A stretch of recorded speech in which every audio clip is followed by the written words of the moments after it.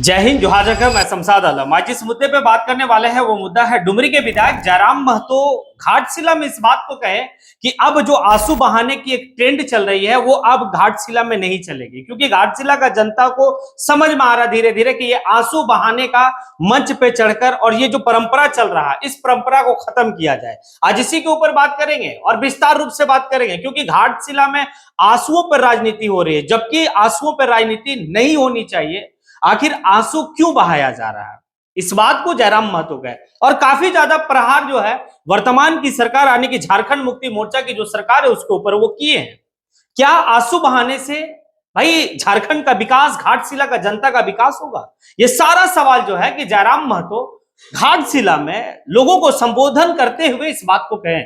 आज इसी के ऊपर बात होगा और तफसील से बात होगा। आप लोग वीडियो में अंत तक बने रहिए। चलिए चलते हैं और सारी बात को समझते हैं आखिर आंसू बहाने पर जयराम महतो जो कहे हैं वो किसे लेकर के है। दरअसल बात यह है कि भाई घाटशिला उपचुनाव में झारखंड मुक्ति मोर्चा के तरफ से सोमेश सोरेन जो है कैंडिडेट है, यानी कि रामदास सोरेन का बेटा। रामदास सोरेन झारखंड का शिक्षा मंत्री थे, हेमंत कैबिनेट में उनकी मृत्यु हो जाती है। उसके बाद घाटशिला में उपचुनाव हो रहा है, जो आप लोग काफी बेहतर तरीके से जान रहे हैं। अब ऐसा होता है कि रामदास सोरेन का बेटा को यानी कि सोमेश सोरेन को कैंडिडेट बनाया गया झारखंड मुक्ति मोर्चा की तरफ से, यानी कि इंडिया गठबंधन की तरफ से। अब जब चुनाव की दौर चल रही है, जब चुनाव प्रचार चल रही है, तो कई जगह जो है कि सोमेश सोरेन की मां यानी कि रामदास मुर्मू मतलब रामदास सोरेन, उनकी जो पत्नी है वो मंच पे जाके अपना बेटा के लिए जो वोट मांग रही है वो आंसू बहा रही है। आखिर ये आंसू बहाना एक ट्रेंड झारखंड में चल गया। आप लोग को अच्छी तरीके से याद होगा कि जब उस समय तत्कालीन मुख्यमंत्री झारखंड के हेमंत सोरेन, जब उनको जेल में ले जाया गया, जब वो जेल चले गए, तो कल्पना मुर्मू सोरेन जो है वो क्या की कि भाई गिरिडीह का सभा होता, उस सभा से, उस मंच से वो भी आंसू बहाती है। उसके पति कहां गए थे? जेल गए थे। आंसू बहाई, नेत्री बन गई, यानी कि आंसू का हिसाब ये है। तो एक सवाल है कि आखिर झारखंड में कई लोग का देहांत होता है, किसी का बेटा तो किसी का बाप, किसी की मां। बहुत ऐसा दुर्घटना होता है जब उनकी देहांत हो जाती है और उनके घर की हालत सही नहीं है। आखिर उनके आंसू का हिसाब कौन लेगा? एक तरफ जो है कि मंत्री और भाई नेता का जब देहांत होता है तो उनकी पत्नी या उनके घर वाले मंच से जो है आंसू बहाते सिंपैथी वोट यानी कि बटोरने के लिए। ये आखिर ट्रेंड है और इस ट्रेंड को खत्म करना होगा। सवाल है क्या आंसू बहाने से क्या होगा? क्या घाटशिला का जनता का डेवलपमेंट हो जाएगा? क्या जो सड़कें बेहतर नहीं है, सोमेश सोरेन की मां आंसू मंच से बहाएगी, कल्पना मुर्मू सोरेन मंच से आंसू बहाएगी, तो क्या घाटशिला का जो टूटी हुई सड़कें हैं वो सड़कें अच्छी हो जाएगी?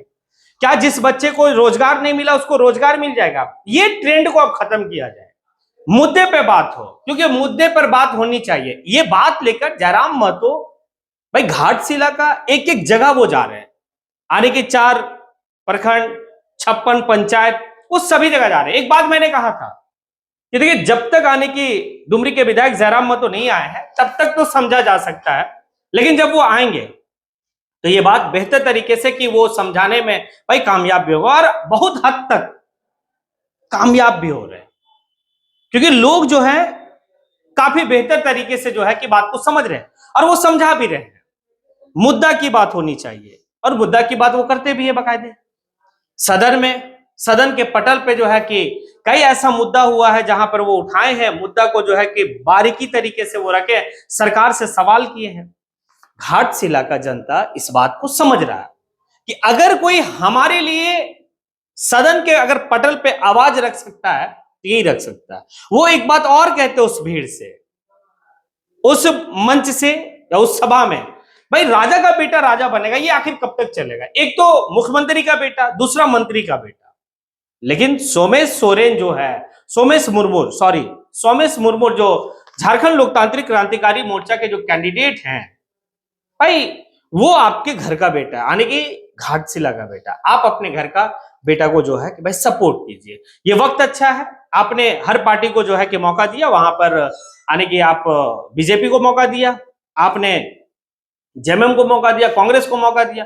आपके पास एक विकल्प है, उस विकल्प को आप देखिए। ये सारी बात जो है जयराम महतो कहते हैं। जयराम महतो आगे ये भी कहते हैं, देखिए एक बात तो है कि आपको समझना होगा कि वोट हम किस आधार पे दें, आखिर वोट हम क्यों देते हैं, वोट हमें क्यों देना चाहिए। ये सारा सवाल पर अगर आप अपने आप में मंथन करेंगे तो ये तय है कि आप एक अच्छा विकल्प को मतलब चुनेंगे।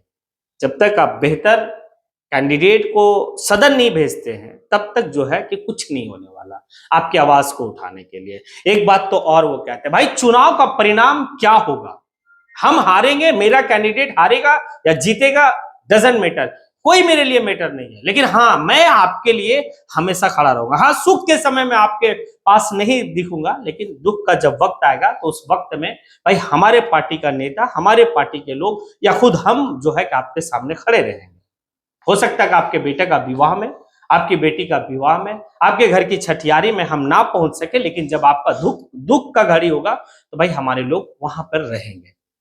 ये सारी बात जो है कि लोगों को वो समझा रहे हैं।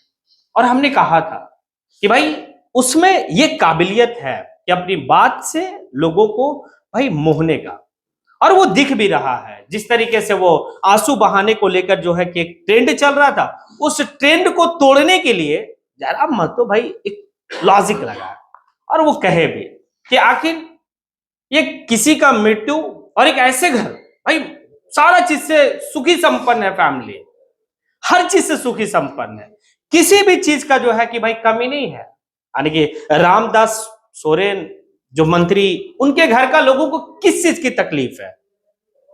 क्या उनके घर के लोगों के पास भाई संसाधन की कमी है? क्या उनके घर के लोगों के पास रोजगार नहीं है? उसके बावजूद भी उनकी जो पत्नी है वो क्या करती है, मंच से अपना बेटा के लिए भाई प्रचार करती है और प्रचार में अपना आंसू बहाती है।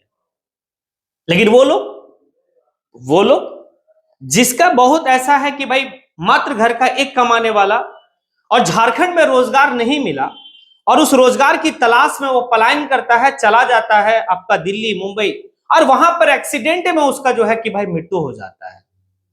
अब बताइए वो एक कमाने वाला, उसकी मृत्यु हो गई तो अब उसका क्या हाल होगा? उसका आंसू का हिसाब नहीं।